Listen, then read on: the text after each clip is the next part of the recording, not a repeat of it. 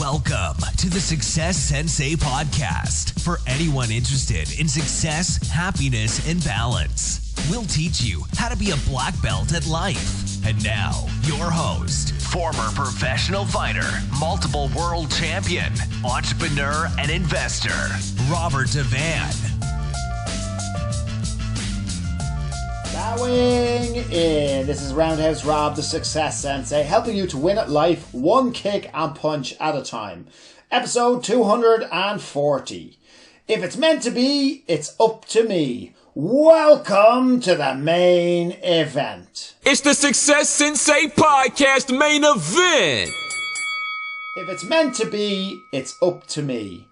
There are two types of people in this world. Well, not really. There's obviously a hell of a lot more than two. But for the sake of this analogy, let's just go with there's two types of people. There are those that believe if it's meant to be, it's up to me.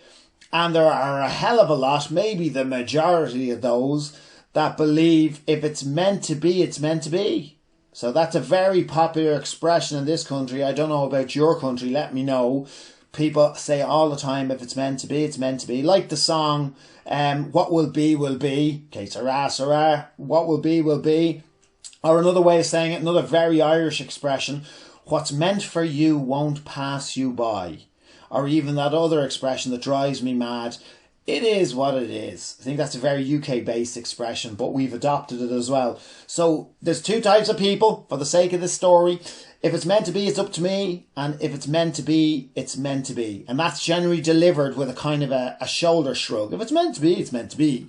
In other words, don't try too hard because it mightn't happen. If it's supposed to happen, it'll just happen by itself. Wrong. Everybody loves a laid back and down-to-earth friend. Who doesn't? You don't want a highly strung friend. You want a friend that chills you out. But there's no place for chill, and you don't want to apply those characteristics of being laid back and down to earth if you want to get after something. So you can be both types of people. With your friends, you can be laid back and down to earth. You can be very chilled with your other half. But for when it comes to succeeding, when it comes for, it comes to wanting to go for something, wanting to achieve or experience something, wanting to have something, then you absolutely have to do your utmost. That expression that I said drives me mad. It is what it is. Or, if it's meant to be, it's meant to be. They're expressions that I wouldn't mind as much if you had done everything in your power to try to achieve your goal, and then you couldn't do any more and you had to step back and wait to see the result. Then I could understand you using those expressions, because then you've done everything that you can do, and if it's meant to be, it's meant to be. But these expressions are not being used like that. They're there to put people off trying, to nearly give you the illusion that, it's just going to happen naturally. And you know what? It's not. If it's meant to be, it's up to me. And that me is you, all of us. If you want something to happen in your life, you have to do whatever you can do to make it happen. So the first point I have for you, because I have a few different points, the first one is stop blaming. There's no point in passing blame to other people for, things not happening for you or for the reason you're in whatever situation you're dissatisfied. It's exactly the same in the fight game. If you start blaming your coach and blaming your training partners and you start blaming everything and anybody else, then you've taken away the control from yourself to be able to change and adapt and improve. Because, you're not blaming yourself, you're blaming everybody else. So how can you then work on a plan to improve yourself when you're saying that it had nothing to do with yourself? So that, which brings us on to the next one, stop making excuses. So excuses and passing blame are very, very similar. If you're making excuses about, the economy, did that one hit you hard? Because all of us have used that excuse, especially at the moment, even though there's a lot of people doing well in the economy. There's a lot of people hurting as well. So it's easy to get into that mindset and using it as an excuse instead of concentrating on what you can do. And that's the problem with excuses. It's not all or nothing. It's not, oh, the economy is terrible, I can't do anything. If the economy is terrible, well, it's not terrible in every single area, in every single profession. It's not terrible. But you have to look at it, and even if it was terrible, the economy is terrible, what can I do? Not, I can't do anything. So stop making excuses. The next, accept full responsibility. These are all linked. Stop blaming others. Stop making excuses. Accept full responsibility. So if you're not where you want to be, this will sound harsh, and a lot of people say this. If you're not where you want to be, it's your fault. Now, I know that's very harsh. I don't 100% believe that, because there's other factors you might... Let's say, to eliminate some of the factors, let's say if you're born into a first world country, you have a hell of a lot of things that you could be doing. If you were born into a third world country, this isn't really applying to you straight off the bat. But if you're a first world country born and you weren't born with lots of different disadvantages, you were born in a fairly even keel environment, if you're not where you want to be, it's your fault. In other words, I know it hits harsh, but in other words, you can do more. It's not meant to be demotivating. It's meant to be motivating. I understand you could see it as being demotivating and go, there's many factors that I can't, control, and it might make you feel bad about your current circumstances, but that's not the objective. And I didn't make up that saying, by the way. It's not mine. But it should do the opposite. It should motivate you to know that no matter what position you're in at the moment, there are things, even if they're only small, there are things that you can do to improve your situation. So accept full responsibility. Now, by accepting full responsibility, it does mean that you can harshly judge yourself. But if that's what it takes to light a fire underneath your backside to get you moving, then it's a positive thing and it's not a negative thing. Which brings us on to the next one. Take control of your life. So control the areas of your life that you can control. If you feel you're not in control of your life, decide in what areas you're not in control. Make whatever changes you need to be to take back control of your life. Your life should not feel like you're on a roller coaster. And you're not even attached to a track, you're just going with the wind. You have a hell of a lot more control than that. And if you feel you haven't, you must take it back.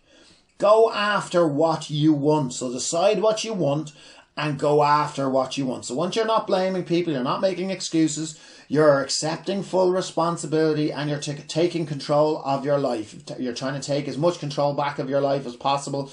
Then you will be able, and you will be in the position to go after what you want. You'll be able to decide fully what you want and go after it. You will be able to make the changes in your life needed to succeed. So you know what you want to do. You're going after what you want. You may have to change. Yes, as a person. Yes, your personality, your physicality, your emotional health, your mental health in every area, the people that you hang out with. So many areas might need to change. And that's why you really have to decide on something that you definitively want, not something that you think you might want. Because if you only think you might want it when it comes to having to make the changes needed, you mightn't want to do them. Whereas if it's genuinely something, your true north as people call it, if it's your genuine calling and you're genuinely going after what you want, you will be willing to make the changes in your life needed to succeed. There's no backup. And the sooner you come to this realization, the better. I've unfortunately been in quite a few self-defense situations on the street, whether through working in the security industry, whether through just being a young man, or whether through aggravated assault. I have been in quite a few situations, and I learned very early on that if I was to defend myself, to fight as if there's no backup, because in the majority of cases there never is. In my first couple of altercations, I may have fought in such a way, still kind of looking over my shoulder, kind of holding back, waiting for someone else to jump in and to save me or to help me. and it never happened. So early on, I decided I was going to fight as if there's no backup. Now that's what I want you to do as well. I want you to go after your goals, go after your life plan as if there's no backup. That way you won't be disappointed. If there is backup, you'll be very, very pleasantly surprised, but you're not over-reliant on backup that may never occur. And statistics are on the side of there is no backup.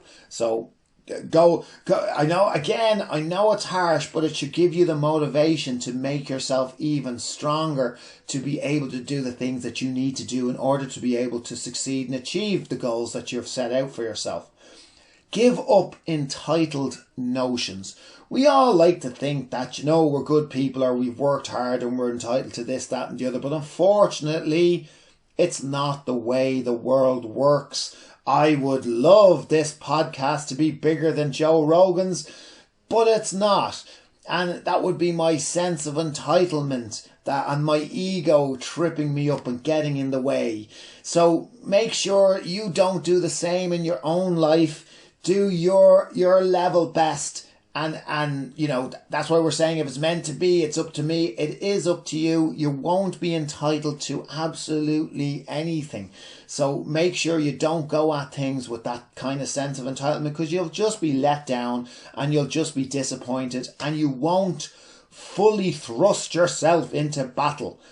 Next one, think big. Yes, do think big. Don't hold yourself back. Don't be afraid to fail. Don't be afraid to even think big. For your fear of failure will hold you back from even thinking big, or your fear of success, or your imposter syndrome, or any of these things. Think big, and then think a little bit bigger, and really decide that that's what you want to be. But why sell yourself short?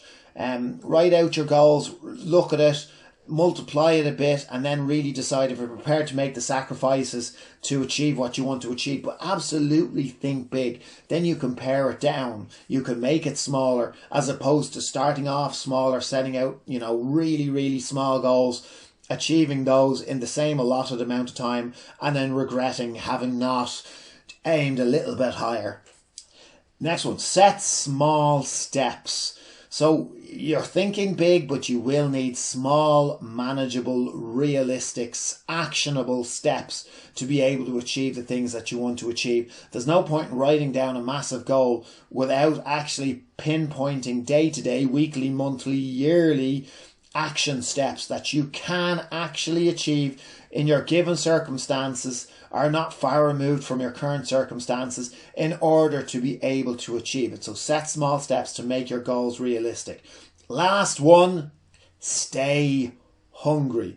As soon as you settle, as soon as you become overly contented, overly satisfied, or you justify not striving forward, you're not going to be hungry, you're not going to be motivated, and you won't carry on to succeed and to achieve your aims. So if you're not hungry, you're not going to be motivated. The statistics of you achieving what you set out to achieve, diminish. And they diminish greatly, and you justify why you haven't done it because you're settling. So stay hungry. Do whatever you have to do to stay hungry. Imagine some of the worst moments in your life, in times past. I know it's painful to relive past circumstances, but imagine it. It could be something simple like you were in a shop, you had too many groceries in the shopping trolley, and when it came to the register, you didn't have the money. Your card was declined, you didn't have enough cash, and you had to put some of the items back. That's a weak example, but it's an example to get you on the right track. Now, you might decide you never, ever, ever want to have the feeling of putting something back on the shelf. We probably all had to do that at some stage. Specifically as adolescents, where we didn't have enough money, we had to put it back on the shelf. But you might relive things like that. Could be more painful if you choose, if that's what you need to drive you forward in order to stay hungry. But you might decide, I never want to feel like that again, never want to experience that again, and you will do your utmost to make sure that never happens. So you're being a little bit driven forward by that pain, if that's what it takes you to be hungry. For some people it takes, negative. They reckon that negative thoughts and that fear of bad things happening is one of the biggest drivers in the human psyche.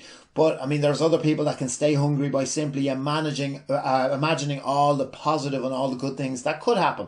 So if that's you, fair play to you as well. Whatever it takes to keep you motivated and to stay hungry. Right, let's go through those steps again. Stop blaming others. Stop making excuses. Accept full responsibility yourself. Take control of your life. Go after what you want. Make the changes in your life needed to succeed.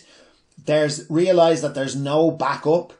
Give up entitled notions. Think big.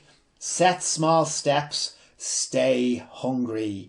Now, I hope that's given you a bit of motivation, especially during this lockdown, the pandemic. It's very, very hard to keep motivation. So it is something that you actively have to work on.